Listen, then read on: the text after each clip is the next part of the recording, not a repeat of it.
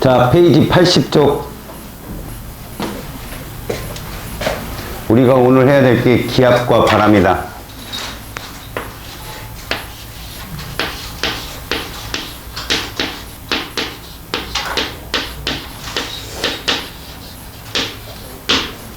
자, 기압이 뭐냐? 공기의 압력이고, 바람이 뭐냐? 지표 부근을 움직이는 공기 덩어리들의 느낌이야. 알았니? 자, 거기에 보니까 기압에 대한 얘기, 측정에 대한 얘기들이 두 개로 나뉘었지. 그치? 일단 기압에 대한 얘기 한번 볼까?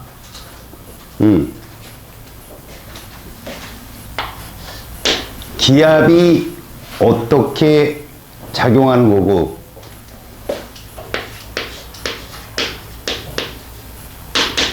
사실 공기,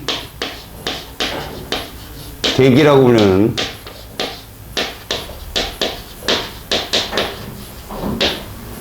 이 기체들이 면적당 충돌하는 횟수야. 면적당 우리 몸에 충돌하는 횟수거든. 그러니까 단위 넓이에 작용하는 힘 해가지고 이 압력이라고 하는 것이 이렇게 정의가 돼. 단위 면적 미터 제곱이거든. 힘 뉴턴 이렇게 정의가 되거든. 알겠어요? 근데 실제로 힘이라는 거 고전역학에서는 우리가 주는 힘을 말하지만 여기들은 힘이라고 하면 우리가 압력 그럼 이런 식으로 해석하는 게 좋아.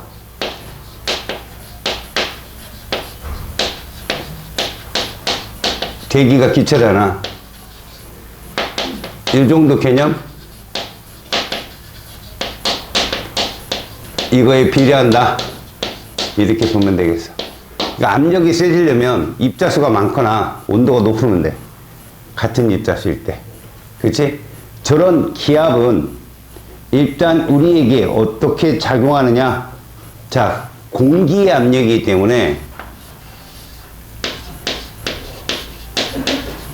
기압은 이렇게 정의하는 게 좋아. 모든 방향에서 동일하게 작용한다. 그냥 이상기체처럼 행동을 하고 우리가 지금 간주를 하거든. 그래서 실제로 신문지 자체가 혹은 페트병, 빈 페트병 자체가 그 다음에 물이 쏟아지지 않는 이유, 거꾸로 딱 뒤집어 놔도 그런 것들이 모두 뭐에 해당된다? 동일하게 작용하는 예에 해당된다. 거기 뭐 예를 많이 있지. 종이를 덮은 후에 딱 뒤집었는데도 종이에 의한 물이 쏟아지지 않고 그대로 존재한다는 거지. 해봐. 머리에다가. 알겠어요? 자, 두 번째. 우리 몸. 지구 생명체들 있지?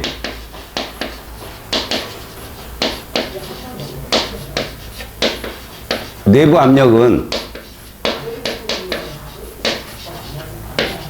지구의 대기압과 같다.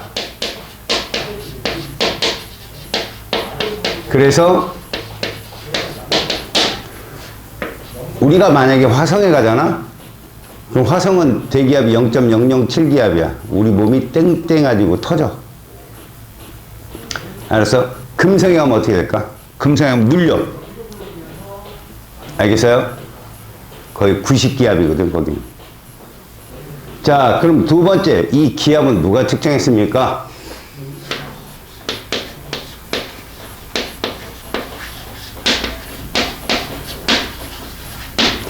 기체의 압력을 측정한 사람은 토리첼리라는 사람인데, 이 사람은 수은 기둥을 이용해서 이것을 측정했어. 결국 무슨 얘기냐? 이 사람 자체가 진공관을 만들어. 유리관에다 이렇게 진공관을 만들고 거기에 얘를 대기 압력을 버틸 만한 애를 찾아다녀. 처음에 물을 썼지. 이 안에는 진공. 이 사람 생각. 이 액체를 누가 눌러? 이렇게 대기의 공기가 누르기 때문에 누른 만큼 얘가 올라갈 거라고 생각한 거야. 근데 누구만큼 올라가느냐? 중력과 대기의 압력이 평형이 될 때까지 올라간다는 거지. 알았어요? 요 높이가 이제 나올 건데 이 높이를 찾아 헤매지. 물을 사용했는데 물을 사용할 경우 얘가 약 여기까지 올라가더래. 10m까지. 이러면 실험하기 불편하잖아. 2층 뚫어야 되잖아. 그래서 뭐를 사용했냐? 수은을 사용해. 그랬더니 요 정도 올라가더래. 76cm. 자, 이거는 둘이 밀도 차이 때문에 그렇거든. 물은 1, 요 정도라고 부른다면 수는 요 정도 세제곱센티미터 13.5 정도 돼. 그러니까 13.5배 정도 되는 애라 많이 못 올라간다. 수은이 어디까지 올라가서 수은은 요렇게 끝이 요 부분으로 되거든요. 볼록. 측정을 할 때는 요 끝부분을 갖다 대. 요 끝부분을. 물은 원래 움푹 들어간 모양인데 물은 이 유리관하고 안 친해. 이 유리관하고 수은이 안 친해 가지고 또 수은은 자기 혼자 이제 화학 결합하거든. 금속 결합. 그래서 요 높이가 이렇게 되더라는 거야. 수은일 경우에는. 자, 이 높이는 어떻게 나온 거라고? 외부에 압력, 이게 누구야? 대기압이지. 얘와 중력이 같아졌을 때. 그러니까 중력은 요만큼의 물기둥이라고 생각합니다. 물기둥 요만큼의 무게, 요렇게 된다고 생각해야지. 요 정도. 알았어요? 그러니까 얘가 갖는 이만큼의 중력하고 수은기둥의 중력과 대기 압력이 뭐야? 같다.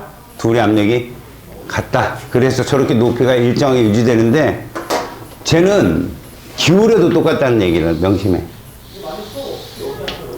이렇게 수은기둥을 놓잖아.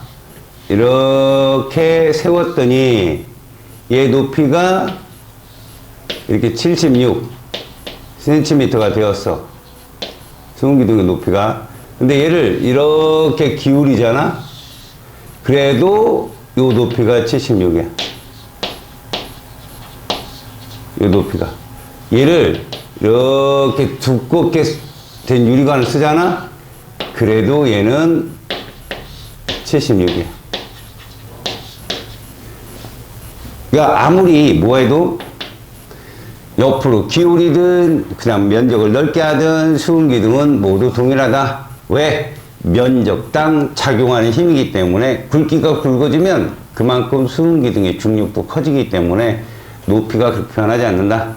다만 저 높이, 이 수은기둥의 높이는 곧 대기압이잖아. 그래서 높은 산에 올라가잖아.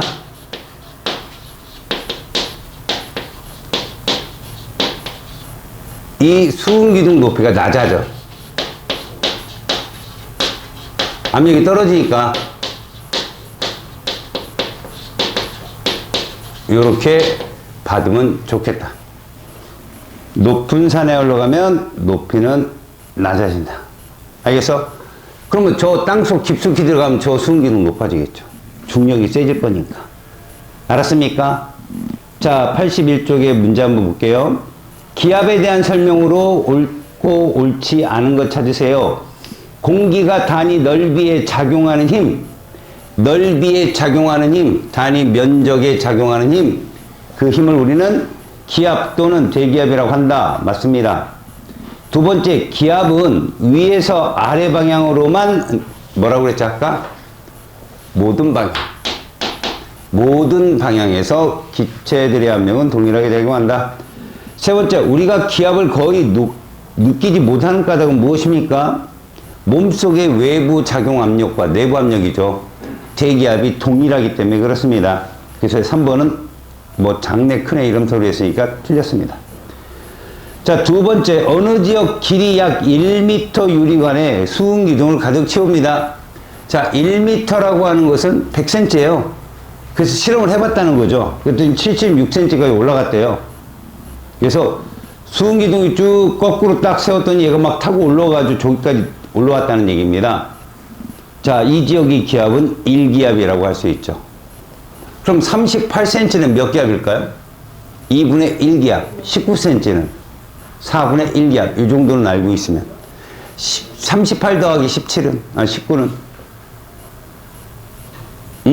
그럼 내가 얘기하리? 57. 그런 건 몇 분의 몇 기압? 4분의 3기압이겠죠? 2분의 1 더하기 4분의 1인데, 외워놓으세요, 그런 건.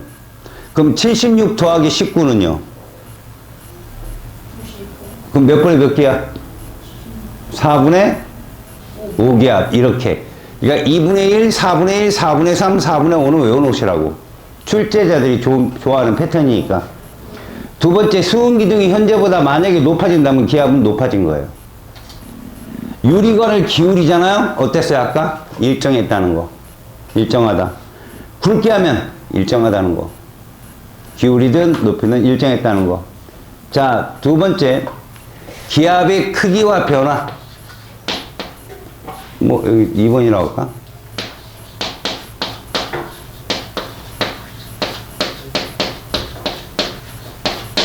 기압의 크기와 변화를 한번 봅시다. 일단 기압 단위는 우리에게 많이 쓰여지는 게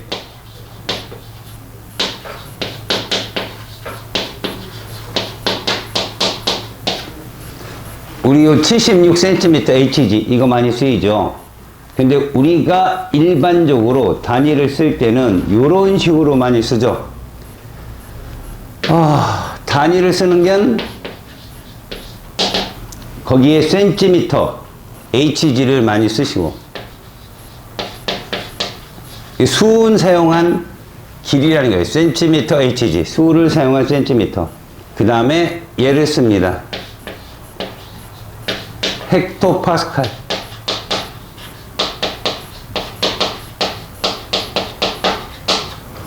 자기 이름을 쓰는 거예요. 파스칼이라는 단위예요. 자, 그랬을 때 1기압의 크기에 대한 정의는 이렇게 한번 나눠봅시다. 우리가 보통 1기압이라 하면 1013 헥토파스칼에 해당되고 뭐 이런 거죠. 76cm HG이며 1013 헥토파스칼이며 약 몇 미터의 물기둥? 10m 물기둥에 해당되더라. 이게 이제 정확한 값은 아니에요. 알겠어요? 여기까지 맞지만 여기서 정확하진 않아요. 정확하진 않다는 표시를 우리가 이렇게 표현하죠. 약이라는 표현을 이런 식으로 표현해요. 이런 식으로. 거의 이렇게 비슷하다. 그럼 요거를 예를 든다면 수심 10m 안에서는 몇 기압일까요? 수압이? 2기압이 될 거예요. 대기압 1기압에다가 10m 1기압을 더한 거니까. 아시겠죠? 그럼 30m는 4기압이 되겠죠? 이런 식으로. 알았어요? 대기압 1기압 꼭 더하라고요. 대기도 있으니까. 그래서 거기 보면 기압의 변화를 보잖아. 높은 산으로 올라가면 기압이 떨어질 것이고. 왜? 일단 높은 산에 올라가면 공기의 밀도가 줄어요. 그래서 실제로 고도가 높아지잖아. 그럼 공기 밀도가 어떻게 된다? 떨어져.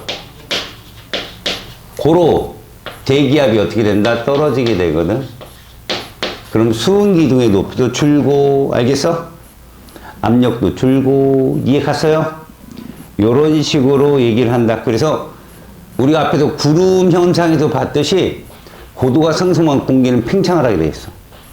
내부 온도가 떨어지고 음결점에 도달하고 구름이 생기고 이런 거 배웠잖아. 그쵸? 자, 두 번째, 이제 세 번째. 바람은 무엇인가? 공기의 움직임이에요. 공기의 움직임. 근데, 자, 지표를 봅니다. 이 지표인데, 이제 순서를 잘 봐요. 우리가 뜨거워진다. 어떻게 된다? 뜨거워진다. 이게 첫 번째예요. 그럼 공기가 어떻게 됩니까? 이렇게 됩니다.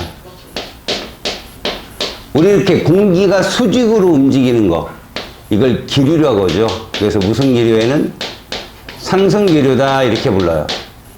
그럼 지표가 차가워진다. 그럼 공기가 어떻게 된다? 내려옵니다. 그럼 공기 하강이죠.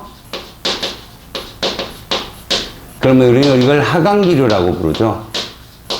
그러니까 찬 공기가 내려와서 차가워지는 게 아니라 지표가 차가워져서 공기가 내려오는 거라고. 알았어? 그때 이렇게 여기가 고일 거 아니야. 고 압력이 여기가 저일 거고, 그래서 고에서 저로 지표면에서 이어지는 이 공기의 이동을 바람이라고 합니다. 바람. 알겠죠? 그래서 바람은 고기압에서 저기압으로 온다. 선생님, 저 위에 올라간 공기는 뭐예요? 이것도 기류예요. 기류. 이것도 기류. 대표적으로 우리나라에 영향을 주는 기류가 제트기류 같은 게 있죠.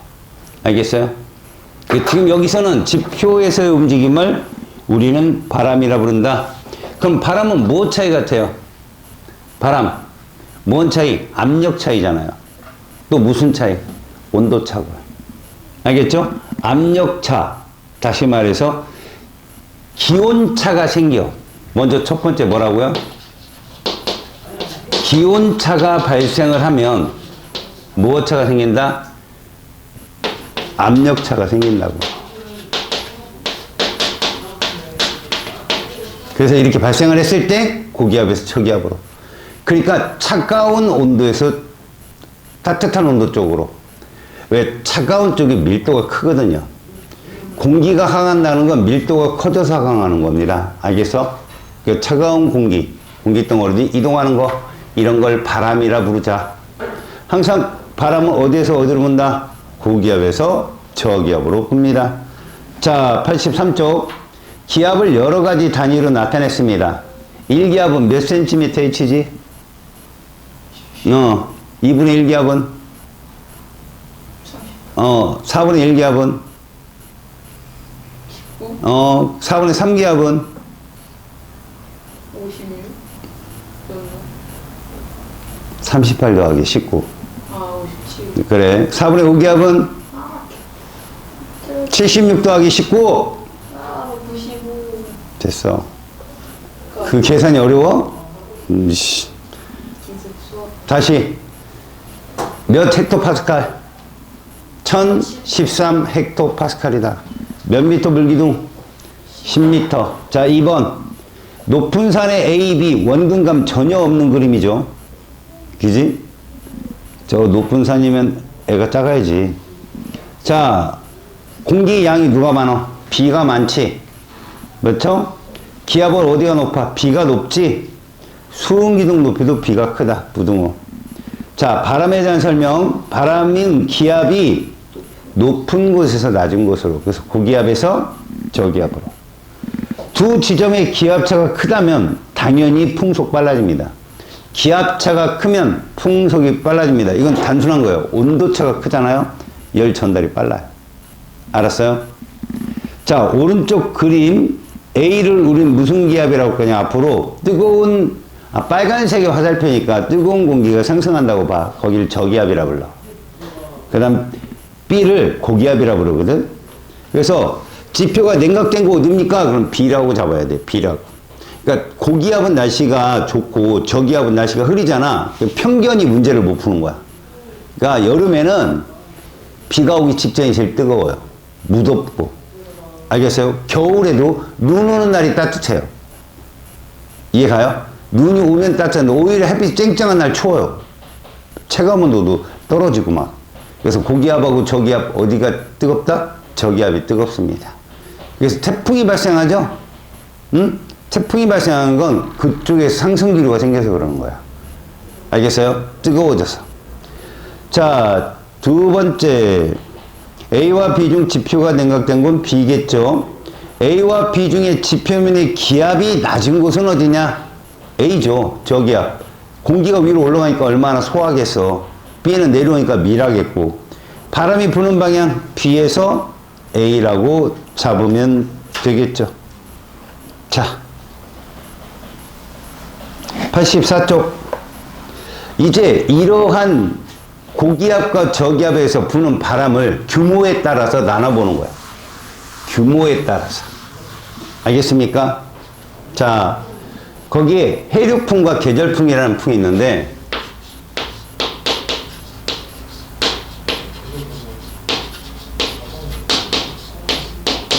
규모는 계절풍이 훨씬 크죠.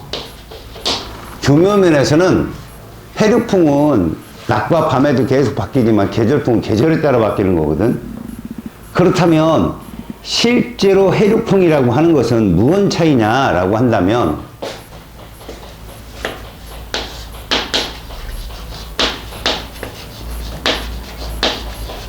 바다와 육지 사이에서 오가는 공기의 움직임입니다. 근데 얘들은 실제로 기압차가 어떻게 생기느냐?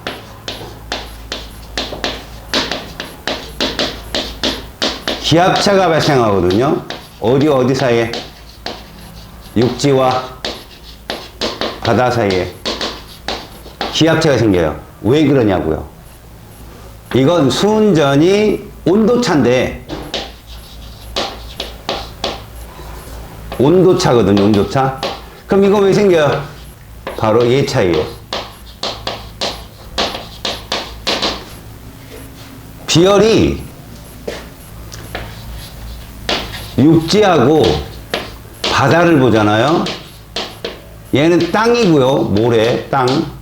얘는 물이란 말이야. 그래서 비열이에요. 커요. 이게 비열이에요. 비열이라는 건 이거예요. 이거. 도시퍼 그람. 칼로리라고 할까? 줄이라고 하자. 줄. 여기가 이제 도시라고 하면 되겠죠. 1g을 1도씨 높이는 데 필요한 열이에요. 1g을 분모부터 해석합니다. 분모부터 해석하세요. 1g을 어떻게? 분모 1g을 뭐 1도씨 높이는데 필요한 열, 에너지 이렇게 봅시다. 그게 물이 훨씬 크다고. 그렇게 되면 얘들은 상승기류와 하강기류, 온도차가 생기니까 누가 온도가 높고 누가 온도가 낮고, 그러면서 기압차가 발생하고 그로 인해서 바람이 분다. 그래서 우리가 보통 특히 이렇게 해서 바람이 발생을 하거든. 아까도 얘기했지만 바람은 어디에서? 고기압에서 저기압 쪽으로. 그래서 여기가 이랬단 말이야. 차트. 차가운 데서 뜨거운 데로. 이렇게 갔단 말이야. 알겠어? 참고, 우리가 보통 풍향을 얘기할 때는요, 바람이 불어오는 곳을 읽습니다. 불어오는 곳에 풍향을 잡아요. 그래서 우리에게 해풍 어디서 불어온다는 거야? 바다에서 육지로 온다는 얘기예요. 그럼 육풍 어디에서 온다는 얘기예요? 육지에서 바다로 온다, 이런 표현이다 라는 얘기죠. 그러니까 이 공기의 움직임이 이렇게 움직이는 걸 우리는 육풍, 해풍이라고 부릅니다. 그래서 실질적으로 낮과 밤을 한번 비교해 보자. 자, 낮에 한번 볼까요? 낮에는요, 육지고요, 이 바다란 말이야.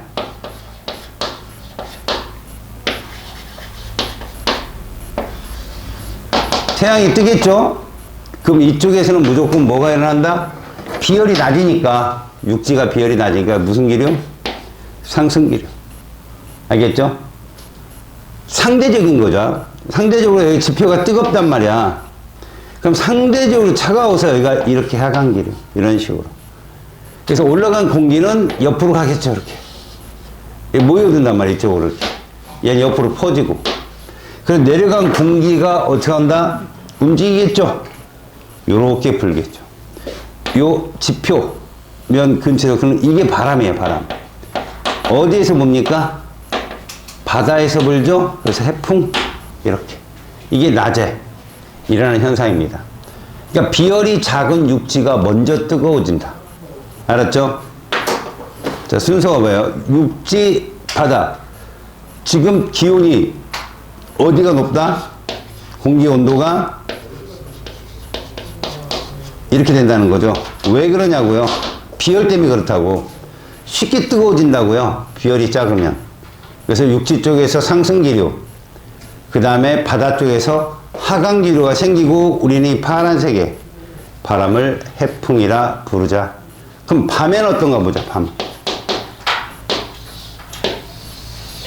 자, 바다가 있고요.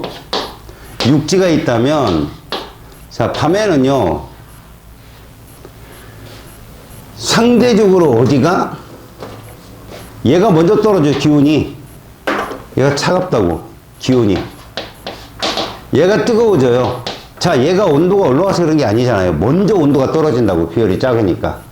그 상대적으로 얘가 뜨겁다는 거죠, 상대적으로. 이렇게 되면, 올라간 공기덩어리들은 좌우로 퍼질 거고, 그리고 모이겠죠, 이렇게 모이겠죠. 그러면, 결국, 육지 쪽에서 바다 쪽으로 무엇이 바람이 불더라. 그럼 이게 육풍이 되는 겁니다. 육풍. 그래서 밤중에 바닷가를 가면 뒤통수에서 바람이 불어옵니다. 육지 쪽에서.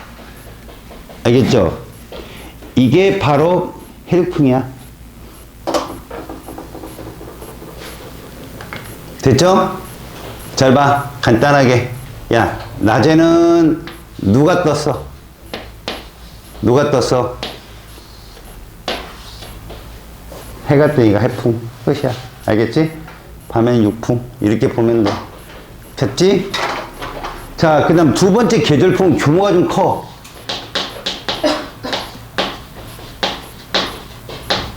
자, 일단 계절에 따라 바람이 잘못 부는 거지. 방향이 다른 거지. 참 잘 못 부는데. 자, 실제로 우리나라 같은 경우를 보면, 우리나라가 이렇게 있겠지? 자, 이렇게. 니폰이 뭐 이쪽에 니폰. 그러면, 일단, 어디하고 어딜 보냐. 가을하고 봄을 보지 않고, 어딜 봐? 겨울하고 여름을 보는 거야. 그럼 여름에는, 이렇게 밀려와, 여름은. 이런 식으로. 그러면 사북방계를 그렸을 때 항상 북과 남을 먼저 불러주거든. 여기가 동이고 여기가 서잖아. 얘를 동쪽에서 불어온다. 그래서 뭐라 부른다? 남동풍이라 불러. 알겠지? 그래서 남동 계절풍 언제냐? 여름철이야, 여름철. 이쪽에 그 공기와 공기덩어리 습도가 비슷한, 기온과 습도가 비슷한 공기 무리들이 있어. 걔는 이제 우리가 북태평양 기단이라고 하거든. 걔들에 의해서 여름철에는 이렇게 남동 계절풍, 그러니까 온도는 어떻고 높고 습도도 높고 이런 애들이 해양풍이야. 여기서 보면 해풍과 비슷한 바람이 부는 거야. 해풍과 같이. 하지만 겨울에는 이쪽에서 불어오는 거지. 이런 식으로. 일단 북서죠. 북서계절풍이야. 북쪽에서 불어오니까 춥겠지. 겨울에 겨울. 그리고 저 육지에서 불어오니까 온도는 떨어지고 습도도 떨어지는. 그래서 우리가 보통 건조한 북서계절풍, 겨울철. 저 시베리아 기단의 영향을 많이 받거든. 시베리아 기단, 북태평양 기단 이런 식으로 우리가 바르지. 그러니까 규모가 상당히 커서 얘들은 밤낮을 주기로 부는 바람이라면 얘는 뭐야? 1년을 주기로 부는 바람이야. 알겠죠? 야, 노란색, 빨간색 누가 추워? 빨간색이 추운 거야. 알았지? 시베리아 기단. 나중에 등압선 같은 거 보면 알겠지만 여름철엔 등압선이 되게 널찍널찍해. 숨 쉬는 고기압이라고 하거든. 키다리 고기압이라고. 얘들은 상당히 등압선 간격이 좁다. 이런 표현으로 하면 되겠어. 그래서 봐. 이것도 해류풍과 똑같아. 여름이면 뜨겁잖아. 그러면 뜨거우니까 지표가 먼저 뜨거워지겠지. 대륙이 먼저 뜨거워져서 이쪽에서 바람이 치고 올라가는 형국이야. 알았냐? 근데 겨울이 되면 얘가 먼저 식어. 그래서 여기 상승기류가 생기겠지? 그지? 그래서 이쪽에서, 육지 쪽에서 불어오는 바람으로. 오케이? 밑에 1번. 딱 보니까 무슨 풍이야? 딱 보니까 밑에 1번. 해풍이지? 달 떴어, 해 떴어. 해 떴지? 낮이야, 낮. 그래서 바람의 방향은 바다에서 육지 쪽으로 화살표. 바람의 이름, 해풍. 바람이 부는 때 낮. 기온, 육지가 높아야죠, 육지 쪽이. 기압, 바다가 높죠. 그래야 고기압에서 저기압으로 가는 거니까. 이해 갔죠? 우리나라 여름철, 누구 온도가 더 높아진다? 여름철엔 대륙이죠. 그래서 거기서 상승기로 생기죠. 그래서 바람이 어디에서 어디로? 해양에서 대륙 쪽으로. 그게 바로 남동 계절풍 여름에 대한 얘기입니다. 자, 85쪽에는 바람의 발생 원인 해가지고 이런 실험을 놔요. 이런 실험 보세요. 이제 거기에 뭐 얼음 뭐 이렇게 돼 있는데 이러한 에다 여기 모래를 담아 놓고 여기는 물을 담아 놔요. 가운데 향을 피우죠. 향 이렇게. 그걸 햇빛을 딱 이거 전등을 키운단 말이에요. 이렇게 전등을 딱 줘요. 향이 어디로 움직일까? 이렇게 되면 모래 쪽이 비열이 작잖아. 그치? 그래서 상승기류가 생겨 여기서. 그럼 여기서 하강기류가 생겨.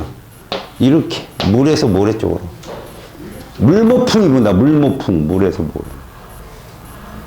억지로 만들었어. 물모풍. 향이 그래서 물에서 모래 쪽으로. 지금 똑같아요. 따뜻한 물, 얼음물 이렇게 놨다면 따뜻한 물 쪽에서 상승기류, 얼음물 쪽에서 공기가 이동해 온단 말이야. 그 향은 차가운 물에서 따뜻한 물 쪽의 방향대로 향이 흐르더라. 그래서 결과민 해석. 온도는 따뜻한 물이 높고요. 그래서 상승기류 생기는 곳이 따뜻한 물이라 걔가 저기압이 되는 거예요. 바로 위. 알았어요? 바로 위. 뭐 물, 차가운 물이든 따뜻한 물이든 그 물 표면에 있는 공기를 생각하면 돼요. 상승이 생기면 소해지잖아. 공기가 없어지니까. 저기압 된다는 거지.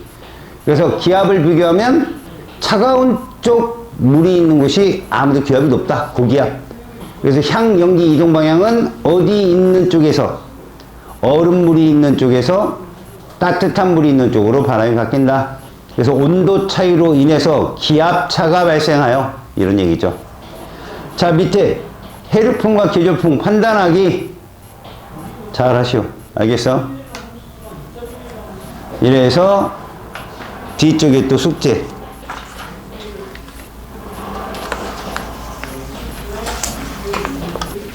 자, 날씨의 변화.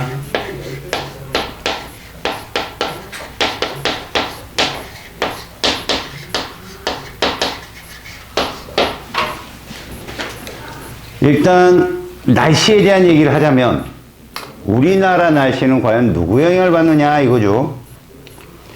실제로 계절별 날씨는 모두 우리나라 그 주변에 있는 특정한 공기 덩어리에 영향을 받거든. 그런 공기 덩어리를 우리는 기단이라고 부를 거야. 규모가 좀 크다. 이건 우리 뒷동산에 있는 어떤 공기 덩어리 이런 애들이 차원이 아니야. 알겠지? 그래서 우리 기단이 우리나라에 어떤 영향을 주는지 이렇게 보자.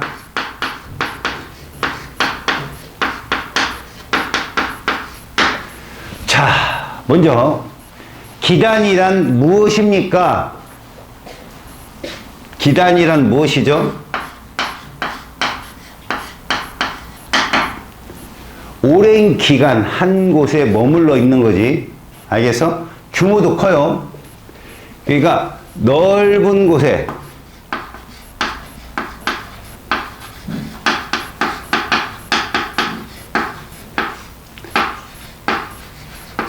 오랫동안 머물러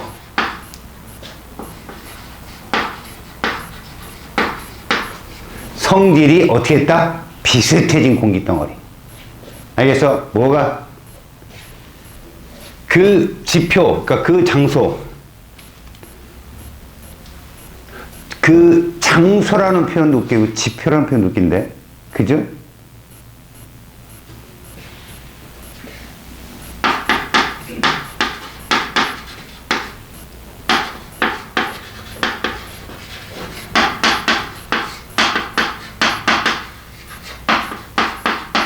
요거를 이렇게 표현해 볼까? 그 성질이 뭐냐라고 한다면 온도, 습도 이렇게만 보자. 온도, 습도. 우리가 온도를 나눈다면 북쪽, 남쪽, 습도를 나눈다면 서쪽, 동쪽이라는 표현을 많이 쓰는데 그거보다도 기단은 훨씬 좀 다양해. 우리나라에 있는 기단에 대한 성질. 그래서 거기에 보면 기단의 성질에 대한 얘기 있어. 자, 여기서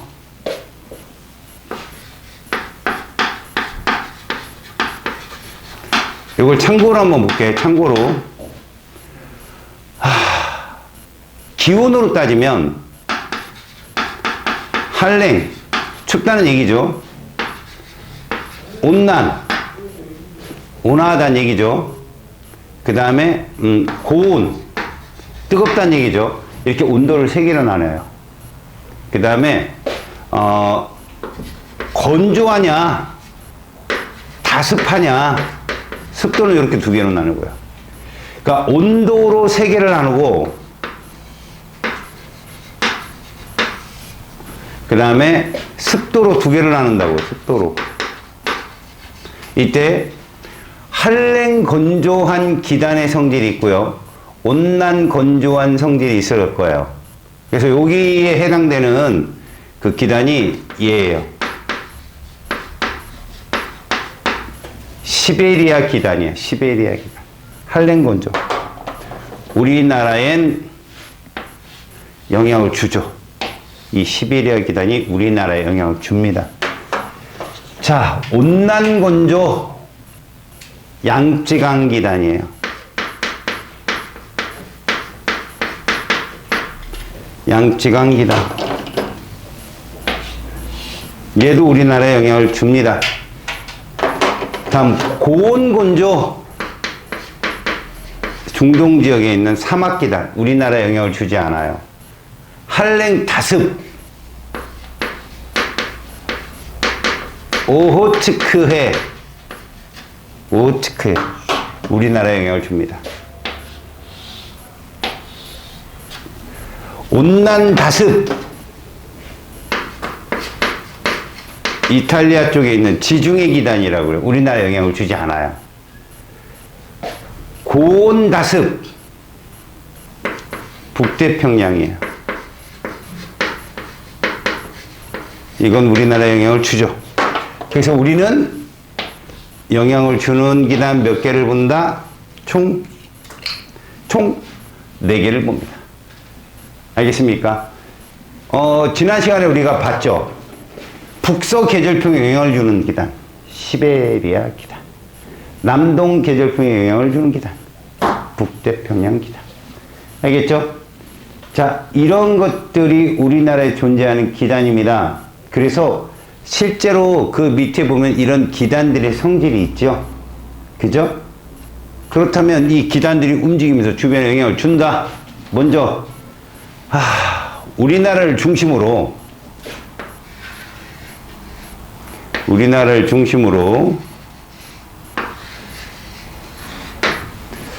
자, 이쪽 지역에 위치하네. 이게 누구냐? 이게 시베리아. 이쪽 지역에 위치한 게 누구? 오호츠크해. 여기에 해당되는 애가 누구? 양쯔강. 이 아래쪽에 위치한 애가 누구?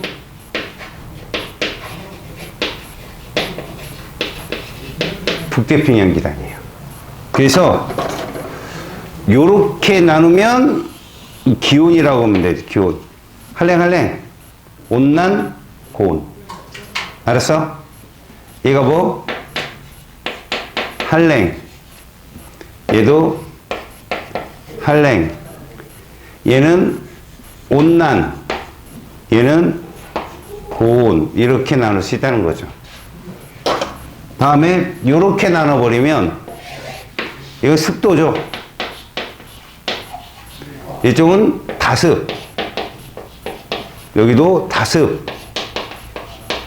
근데 이쪽은 대륙기다니까 얘는 건조. 얘도 건조. 이런 식으로. 알겠죠? 자, 이렇게 나뉘어서 이제 언제별로, 계절별로 얘들이 영향을 주겠다, 우리나라에. 얘는 언제 영향을 주나 봤더니, 이제 겨울. 얘가 여름. 얘들은 보통 봄, 가을이죠. 얘는 초여름, 초가을, 요 정도 영향을 주는 애다. 그래서 이런 식으로 본다면 여기에 특징적인 건 잘 적어 놓으세요, 자네들이. 한랭건조 그러면 그러니까 시베리아 기단 특징, 기단의 특징. 기단 특징 그러면 일단 첫 번째 뭐 겨울철에 오고 이런 거 다 중요하니까 시베리아 기단은 한파, 그 다음 뭐 꽃샘추위 뭐 이런 말 있죠.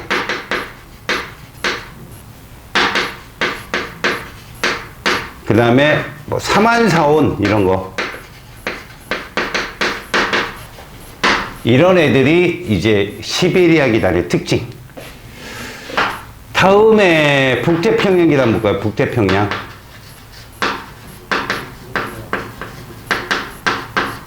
얘들 같은 경우는 일단 삼복더위, 초복, 중복, 말복이라고 부르는 삼복더위. 밤새 잠설치는 열대야.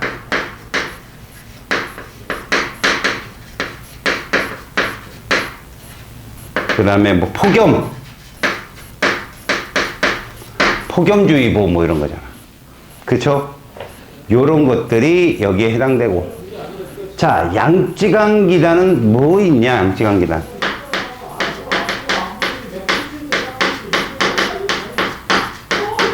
얘들은 뭐 황사 현상이 가장 이제 큰. 그 다음 뭐 개나리, 코스모스, 이런 것들. 이건 이제 봄이죠, 개나리. 그다음 코스모스. 이거 언제예요? 가을이죠. 가끔 보면 가을에 개나리도 펴요. 봄에 코스모스 피고 가끔 보면 미친 거죠. 양쯔강. 그 다음에 오호츠크해. 오호츠크해 기단은 제일 중요한 게 초여름 장마, 그 다음에 가을 장마. 얘가 한 7일, 얘들이 4일. 근데 이 장마가 얘 하나만 있는 게 아니야.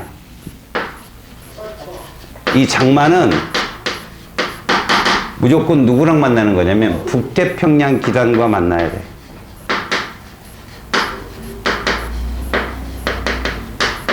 북태평양 기단과 얘가 만나야 돼. 오호츠크해 기단.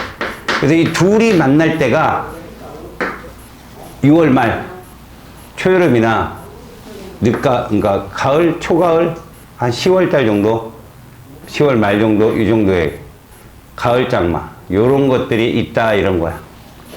오호츠크해가 그런 거야. 오케이, 알겠습니까? 자, 오른쪽 문제. 이거 한번 잠깐 보고 갈게요. 여러분, 기단의 변질이라는 게 있어요.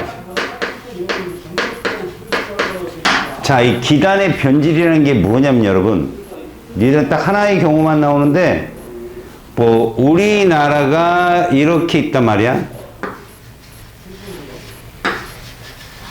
우리나라가 이렇게 있어. 자, 우리나라가 이렇게 있을 때 실제로 이쪽에서 이렇게 내려오는 애가 무슨 기단일 것 같아? 시베리아 기단이지? 근데 시베리아 기단이 일단 한랭이며 건조라는 거지. 그러면 요 부분을 통과할 때 상대적인 거야. 이 황해는 시베리아보다는 고온이야. 시베리아보다는 다습이고. 그래서 여기를 지나갈 때 봐봐. 여기 차고 건조한 공기 덩어리일 거야, 이게. 차고 건조한 공기 덩어리. 여기가 여기를 지나간단 말이야. 그러면서 여기서 뭐를 흡수해? 수분을 흡수해. 그러면 기온이 어떻게 되고? 상승하고. 얘보다는 여기가 따뜻하잖아. 습도도 어떻게 돼? 상승해서 여기 지역에다가 뭐를 뿌린다? 눈을 쏟아내는 거야. 여기에다가 눈을 엄청나게 쏟아. 대설. 이 기단의 변질이야. 그러면 눈이 그냥 다 쏟는 게 아니라 여기도 또 눈을 쏟거든. 이게 태백산맥이거든. 그 다음에 얘가 홀쭉해졌잖아. 다 쏟았으니까. 그리고 어디를 지나가? 동해를 지나가. 그럼 또 뭐를 해? 흡수를 해. 와고 쳐먹어. 그 다음 어디에 걸려? 요 끝에, 야, 섬. 요거 누구야? 누구라고? 똑똑. 아이! 그것도 큰 거. 울릉도. 그렇지. 그럼 여기가 누구고?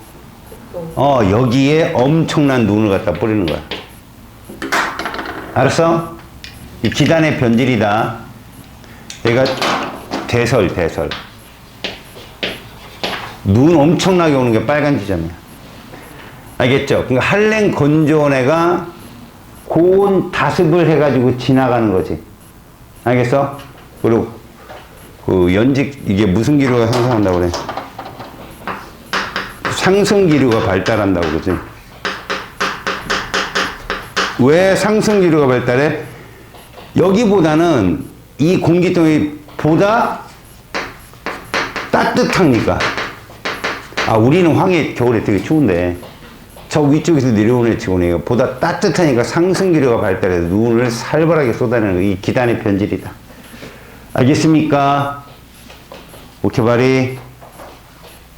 자, 1번. 기단에 대한 설명으로 옳은 것을 봅시다. 대륙에서 발생한 기단은 습도가 낮죠. 대륙은. 그 다음 2번. 고위도에서 발생한 기단은 기온이 낮다. 이거 조심해라. 고위도 그러니까 온도 높겠다. 헛소리 하는 거야. 저위도가 높은 거야. 그래서 온도가 기온이 낮습니다. 한량하다 그죠. 세 번째. 기단이 발생지와 성질이 다른 곳으로 이동하면 변질이 생길 수 있다. 이거 지금 금방 배웠어요. 기단은 변질할 수 있다. 2번. AD 기단의 이름을 쓰세요. A는 시베리아, B는 양쯔강, C가 오호츠크해, D가 뭐예요? 북태평양. 세 번째, 우리나라의 각 계절별 영향을 주는 기단, 그 성질. 봄, 가을. 양쯔강, 알겠어요? 봄, 가을 누구라고? 양쯔강. 뭐라고? 온난, 건조. 다음, 초여름 했는데, 이거 늦여름도 가능해요. 초여름, 늦여름에 방문하는 애, 오호츠크해. 오호츠크해. 얘는 북쪽에 있으니까 한랭하고요. 다습하죠. 한랭, 다습, 디귿으로 갑니다. 자, 여름, 북태평양 기단이요. 가, 고온다습이죠. 바로 기억으로. 겨울, 시베리아 기단이죠. 한랭, 건조, 리을로. 이해 갔어요? 4개 기단 넘깁니다. 자, 이제 우리는 이러한 것들은 계절별로 우리한테 영향을 주는 거지만, 자, 실질적으로 우리나라에서 발달하는 저기압, 적도 지방에서 발달하는 저기압이 서로 다름을 알자. 바로 얘를 배우는 거야. 자, 전선. 이 전선은 중위도 지방에만 존재한다.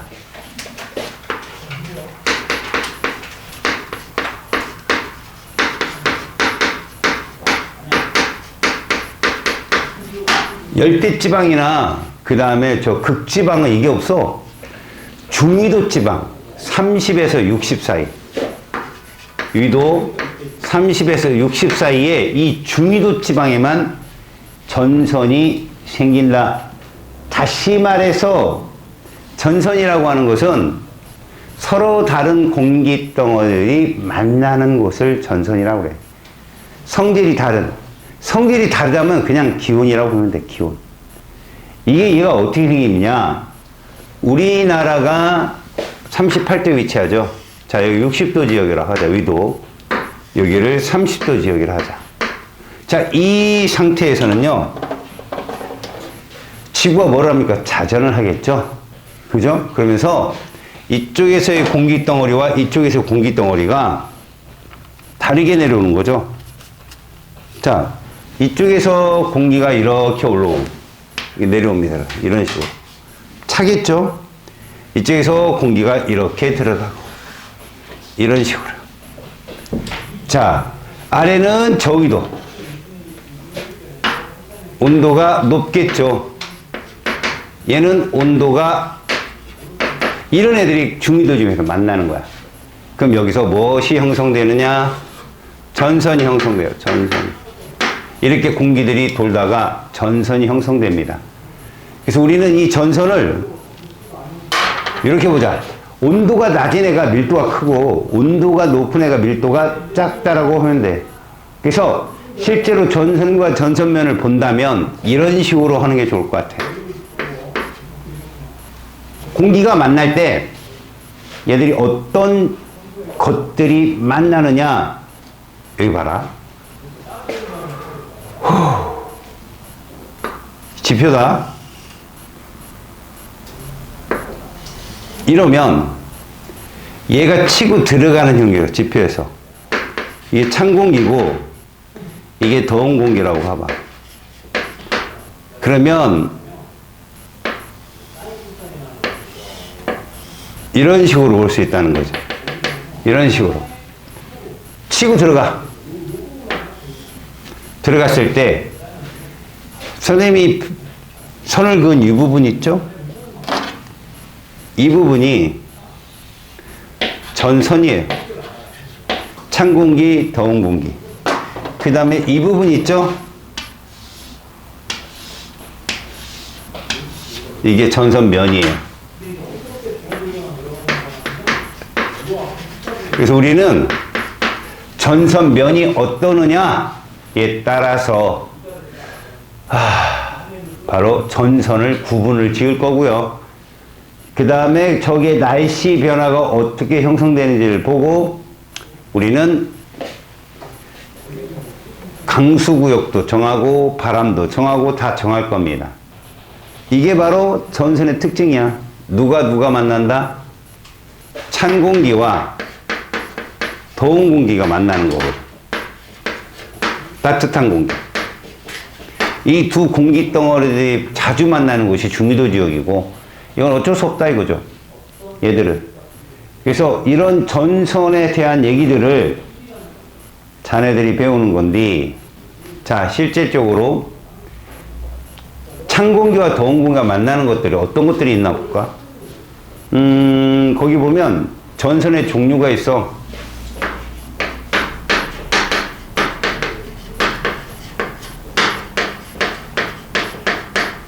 첫 번째가 한랭전선이야.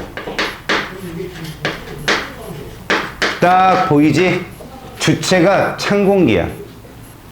이 찬 공기가 누구를 차고 들어가는 거냐면, 찬 공기가 멈춰있는 더운 공기를 덮치는 거야. 이게 한랭전선이다. 찬 공기가 더운 공기를 덮치는 거. 그래서 지금 왼쪽에서 보는 바와 같이 이렇게 형성이 된 거야. 찬 공기가 온도가 높은 더운 공기를 치고 들어가는 형국.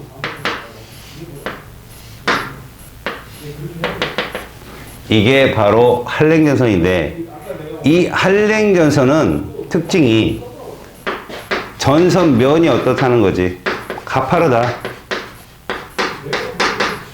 찬 공기가 치고 들어가는 것 때문에 굉장히 가파르게 치고 들어갈 수 있다.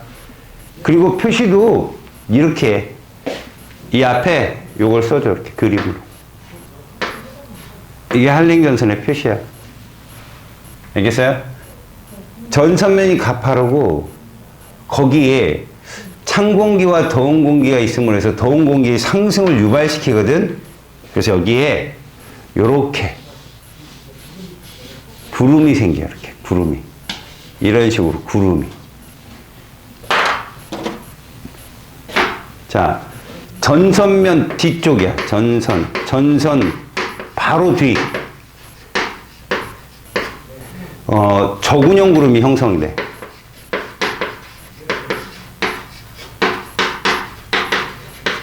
이래버리면 저군형은 광범위한 지역에 비를 뿌리지 않거든. 좁은 지역에 소나기를 내리게 한다.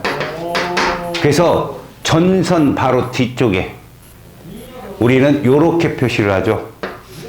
이걸 한랭전선이라고 표시한다면 이 부분에 전선 바로 뒤쪽에 바로 강수구역이 형성된다. 요런 얘기야. 그리고 얘들은 이동 속도가 좀 이따 배우는 온난 전선보다 빨라. 그래서 가끔 한랭전선이 온난 전선을 따라잡기도 해. 알겠죠? 이동 속도가 빠르다. 그리고 당연히 얘들이 통과하고 나면 이 공기 덩어리들이 전선면이 통과하고 나면 당연히 온도는 떨어지겠죠. 얘는 온도는 떨어집니다. 당연히 떨어지고요. 자, 그 다음 봐봐요. 두 번째 온난 전선이에요. 이 기존의 찬 공기. 그러니까 봐요. 이건 무슨 얘기냐면 여러분. 이건 기존 공기거든요. 기존에 있는 공기인데 찬 공기가 치고 들어오니까 상대적으로 얘가 더운 공기가 돼버리는 거야. 위에서 내려오니까. 근데 기존의 공기거든? 근데 더운 공기가 오다 보니까 저위도에 더운 공기가 오다 보니까 얘가 찬 공기가 돼버리는 거지. 그러니까 지금 여기서 말하는 기존이라고 하는 표현은 이 공기하고 이 공기는 온도가 동일해요. 둘이. 상대적으로 이렇게 되는 거라고. 상대적으로. 얘하고 얘는 온도가 동일하다고 보면 돼. 같은 위도상의 공기니까, 기존의 공기니까 상대적으로 찬 공기에 비해서 덥고 더운 게 차다. 이런 얘기야. 그래서 요렇게 치고 가는 현상, 요렇게. 여기가 그러니까 기존에 있는 공기가 되겠지. 찬 공기. 여기가 이제 더운 공기가 치고 올라가는 현상인데 이래버리면 이렇게 되는 거지. 이래버리면 이런 식으로 이렇게 되는 형식이다. 이렇게 볼록볼록하게 동글동글하게 만드는 게 바로 전선의 표시야. 자, 그럼 이렇게 요면 이게 전선면이거든. 이렇게 전선면이 이렇게 형성이 돼. 전선면이 어때? 완만하다. 전선면이 완만하고 저 완만한 곳에 층운형 구름이 형성된다. 전선 앞에 넓게 층운형 구름이 형성이 된다. 양떼구름이라는 거지. 얇은 구름이 넓게. 그러면서 넓게 이슬비를 내린다. 넓게 이슬비. 그래서 전선이 이렇게 둥글게 온난 전선이 있다면 이 앞쪽에서 넓게 이렇게 이슬비가 내린다고 보면 되고, 한랭 전선보다 느리기 때문에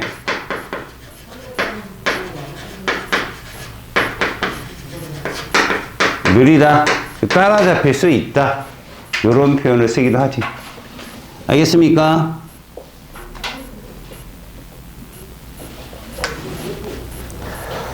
자, 그렇다면 마지막 세 번째, 따라잡혔어. 이걸 뭐라고 그런다? 폐색전선이라고 그래. 자, 한랭전선이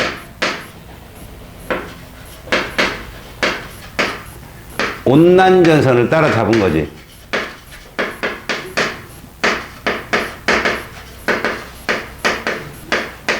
이래버리면 그 이유는 어떻게 되느냐? 소멸. 그 이유는 소멸돼. 근데 온난전선이 자체가 소멸되는 건 따라잡았다. 근데 그 따라잡았을 때 이런 거라고 보면 될까? 이렇게 딱 따라잡힌 모습이 옆에 단면을 보면 전선을 보일까? 전선? 요런 전선. 자, 위에서 바라보면 이 방향을 잘 봐. 이쪽 방향으로 다 동그랗고 뾰족하고 동그랗고지. 여기 딱 단면을 자르잖아? A하고 A'으로 딱 잘라버리면 옆에 단면이 모습이 이렇다는 거지. 이런 식으로. 이것도 찬 공기고 얘도 찬데 얘가 더 찬 거지. 이렇게 치고 들어오는 애가. 그럼 반대로 이런 경우도 있지 않을까? 이런 경우도. 근데 이런 경우는 별로 없어. 왜 그러냐면 이 찬 공기는 기존 공기거든. 그지? 기존 공기이기 때문에 얘 앞에 있는 공기, 따뜻한 공기와 같은 취급을 받을 수 있기 때문에 이게 거의 완벽한.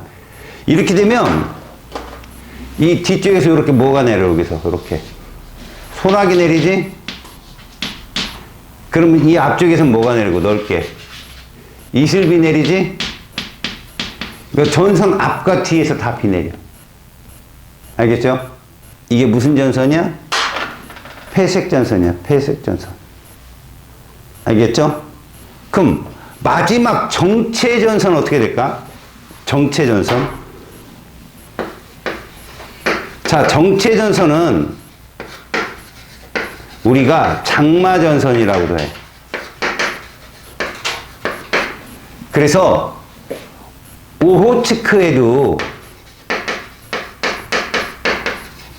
한랭이잖아. 그런데 북태평양 기단은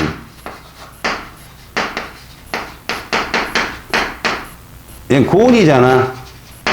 그럼 얘가 치고 올라가는 형국에서 이렇게 온난전선 형성될 거고, 얘가 치고 내려가는 형국에서 이렇게 한랭이 될 거야. 이렇게 서로 딱 만나는 거지. 얘는 방향이 같았잖아. 앞으로 볼록 뾰족. 이렇게 되면 자, 이게 무슨 바람, 이게 소나기지. 그 다음에 이건 뭐야? 이슬비지. 강수구역이 겹쳐. 동일하다고. 다시 말해서 한랭전선 뒤가 온난전선 앞이야. 그래서 비가 엄청나게 와. 결국 이 말 때문에 정체전선 북쪽, 정체전선